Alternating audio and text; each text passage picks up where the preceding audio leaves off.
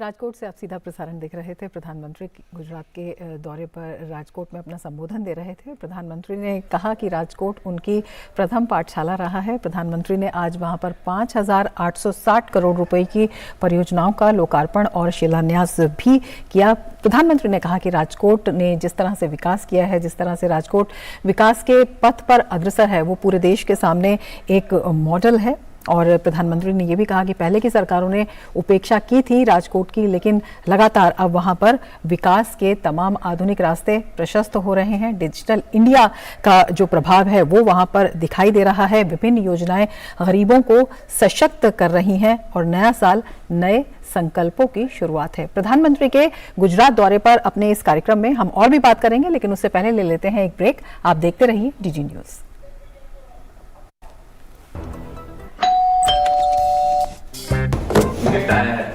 अरे वाह, लेजेंड की बैट, इससे तो मैं खेलूंगा।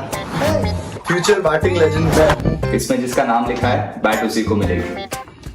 अरे यार, देखा, अगर इस पे मेरा नाम नहीं लिखा होता तो कितनी दिक्कत हो जाती। इसलिए आरबीआई कहता है बैंक अकाउंट हो या बैंक लॉकर, उसमें नॉमिनी का नाम जरूर दर्ज करें ताकि आपकी जमा पूंजी उसी को मिले जिसे आपने नामित किया है। आरबीआई कहता है जानकार बनिए, सतर्क रहिए। हमारा देश भारत आजादी का अमृत महोत्सव मना रहा है। आइए हम भी इस महोत्सव में भाग लें। सड़क पर रहते हुए बच्चों को आपने कई बार देखा होगा। कोई बच्चा दिव्यांग होता है, कोई बाल मजदूर, तो कोई परिवार से पिछड़ा हुआ। जब भी हम ऐसे किसी बच्चे को सड़क पर देखें, तो ये हम सभी का देश के प्रति कर्तव्य है कि हम NCPCR के सिटीजन पोर्टल पर सूचना दें। मैं एक अध्यापिका हूँ। हमने कोविड-19 जैसी कठिन परिस्थितियों में भी बच्चों तक ऑनलाइन शिक्षा पहुंचाई है, पर सड़क पर रह रहे बच्चे इस शिक्षा से आज भी वंचित हैं। इन बच्चों की मदद हमें व्यक्तिगत क्षमता में करनी चाहिए। अपनी सेवाएं देने के लिए आप NCPCR के बाल स्वराज पोर्टल पर जाकर खुद को व्यक्तिगत सेवाओं के लिए, जैसे शिक्षा देने की सेवा, मेडिकल सेवा, लीगल सेवा आदि प्रदान करने के लिए रजिस्टर करें।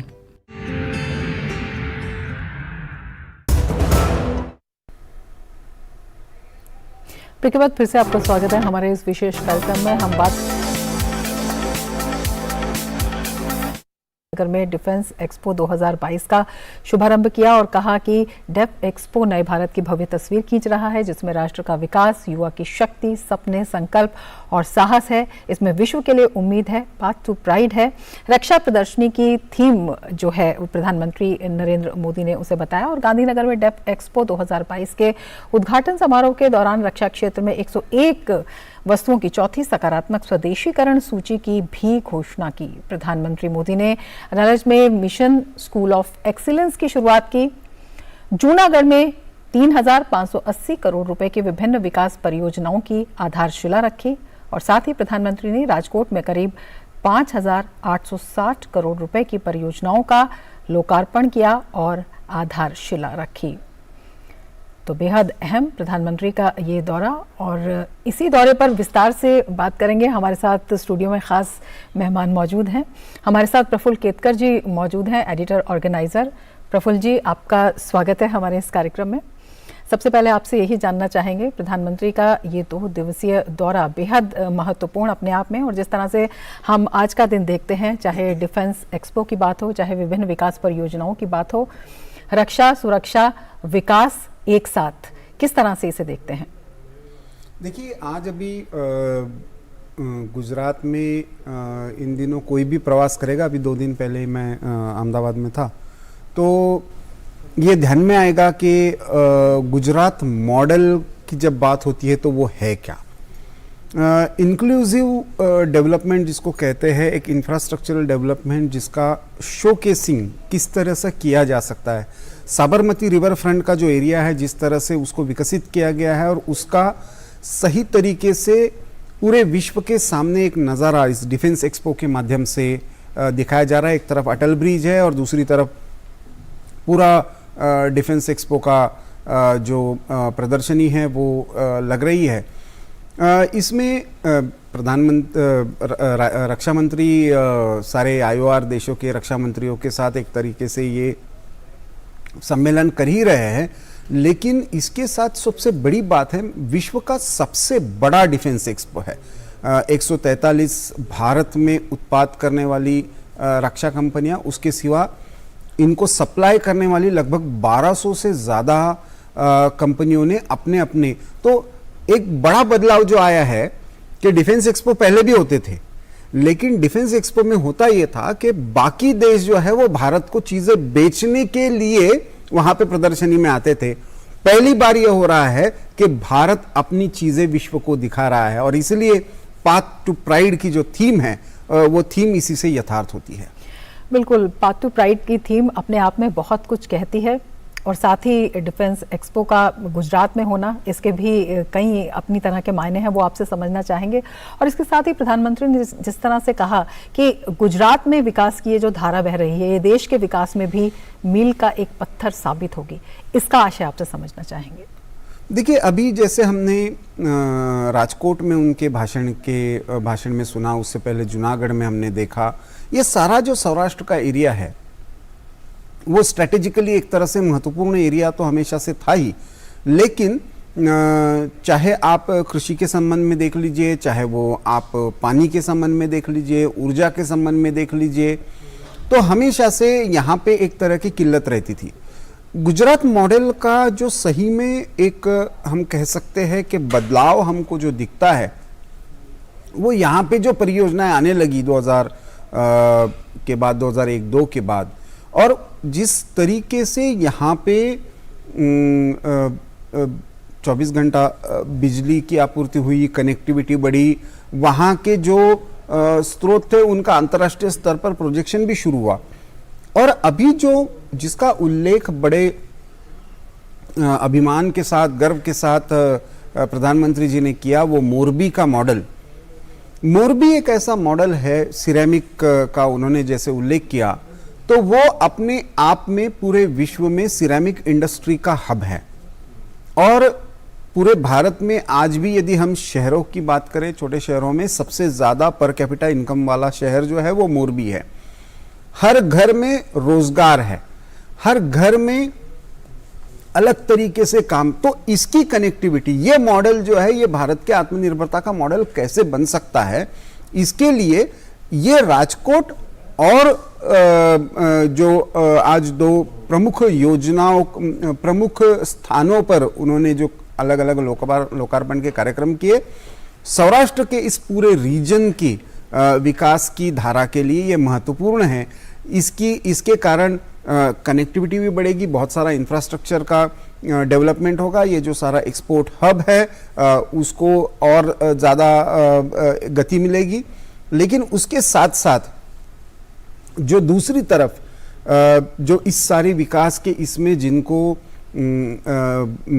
कष्ट करना पड़ता है, सबके साथ चलने में मुश्किल होती है, ऐसे लोगों के लिए पक्के मकान भी उपलब्ध कराए गए, जिसका एक तरह से सांकेतिक रूप से क्यों ना हो, प्रधानमंत्री जी ने उनको चाबियां सौंप कर एक तरीके से इस योजना को पूर्ण गति दी। दो बातों का प्रधानमंत्री जी ने उल्लेख किया कि एक तरफ हमने जिन जिन चीज़ों का शिलान्यास किया उसका हमने पूर्णता की ओर लेकर जा रहे हैं, और उसके साथ साथ हम नई योजनाओं का भी एक तरीके से हम उसकी नींव रख रहे हैं। तो इसलिए मैं मानता हूं कि ये जो गुजरात मॉडल का शोकेसिंग है पूरे विश्व के लिए, ये मैं मानता हूं कि ये एक महत्वपूर्ण उपलब्धि संपूर्ण भारत के लिए है, क्योंकि ये मॉडल जो है ये एक तरीके से भारत का विकास का मॉडल, स्वदेशी डिफेंस, स्वदेशी उद्यमिता और इन सबको कनेक्ट करने वाला इंक्लूसिव विकास। तो इस आधार पर यदि हम गुजरात मॉडल को रीडिफाइन करते हैं या देखते हैं, तो मैं मानता हूं ये भारत का विकास का मॉडल पूरे विश्व के सामने होगा। ऐसे में मिशन स्कूल ऑफ एक्सीलेंस की भी शुभारंभ किया गया है, उसकी भी शुरुआत की गई है और प्रधानमंत्री ने नई राष्ट्रीय शिक्षा नीति का भी जिक्र किया और उसे ज़मीन पर उतरते देखना अपने आप में उन्होंने कहा कि विकास की जो नई धरातल की बात कर रहे हैं उसमें महत्वपूर्ण भूमिका निभा रहा है।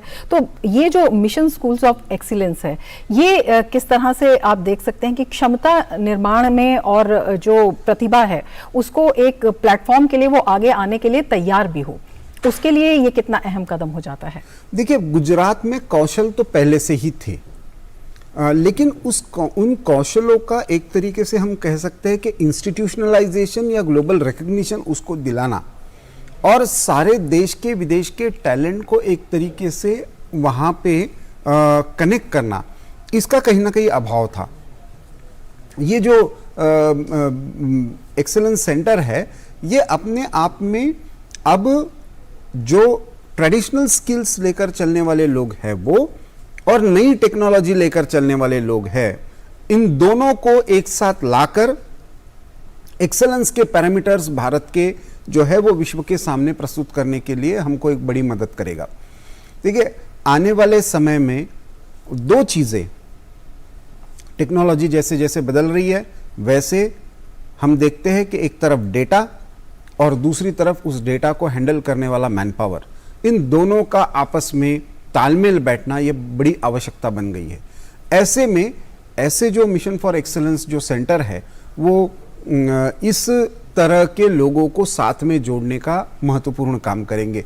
5G टेक्नोलॉजी के साथ एक बड़ा transformation data consumption, data utilization के बारे में होने जा रहा है।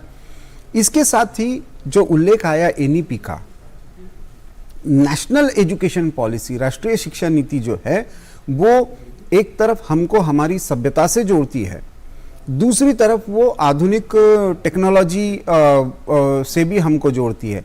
एक तरफ हमको मातृभाषा में शिक्षा प्राप्त करने का ऑप्शन भी देती है और दूसरी तरफ स्मार्ट टीचिंग, ट्रांसफरेबल क्रेडिट्स के साथ आधुनिक व्यवस्था में अपने आप को कहीं पे भी सिद्ध करने के लिए हमको तैयार भी करती है।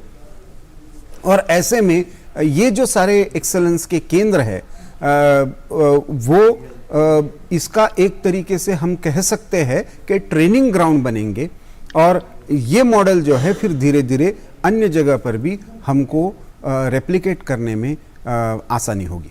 प्रधानमंत्री ने तुलनात्मक अध्ययन भी किया। उन्होंने कहा कि कुछ दशक पहले ये भी एक दृश्य था कि जो 100 स्कूल थे उसमें 20 से भी कम बच्चे जाते थे, और लेकिन आज है गुजरात ने जिस तरह से शिक्षा व्यवस्था में आमूलचूल परिवर्तन करके दिखाया है। और साथ ही उन्होंने ये भी कहा कि एक यूनिकनेस जो है वो गुजरात की धरती में है और हमेशा बड़े प्रयोग करना गुजरात की DNA में है।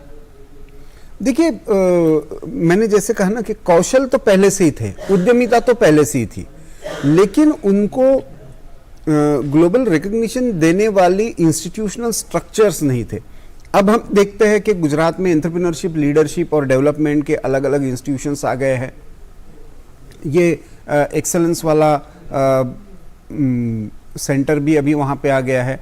वाइब्रेंट गुजरात से 20 वर्ष पूर्व जो एक यात्रा शुरू हुई थी, उसके कारण इन्वेस्टमेंट, एजुकेशन एंड स्किल्स, इन तीनों का एक तरीके से समन्वय हम देखते हैं कि गुजरात में गढ़ा गया और उसके कारण ये गुजरात मॉडल जो है वो एक सर्वस्पर्शी विकास का एक मॉडल बनकर उभरा, जहां पे हम देखते हैं कि एक तरफ सूरत जैसा सेंटर है, मोरबी जैसा सेंटर है जो ट्रेडिशनल स्किल्स से जुड़े हुए हैं, और दूसरी तरफ हम देखते हैं कि इंडस्ट्रियल हब्स भी क्रिएट हो रहे हैं जो आधुनिक टेक्नोलॉजी के साथ जो है नई इंडस्ट्री को भी जगह मिल रही है। तो ये जो है कि एक रूरबन अप्रोच के साथ कि अर्बन डेवलपमेंट तो है लेकिन उस विकास में रूरल की भागीदारी भी है और अपने ट्रेडिशनल स्किल्स के साथ है। और उस अर्थ में मैं देखता हूं कि ये जो सारा विकास का एक तरीके से खाका प्रधानमंत्री जी ने खींचने का प्रयास आज के उनके गुजरात दौरे में किया है, वो बहुत महत्वपूर्ण है। उन्होंने विजयदशमी और दीपावली का भी उल्लेख किया।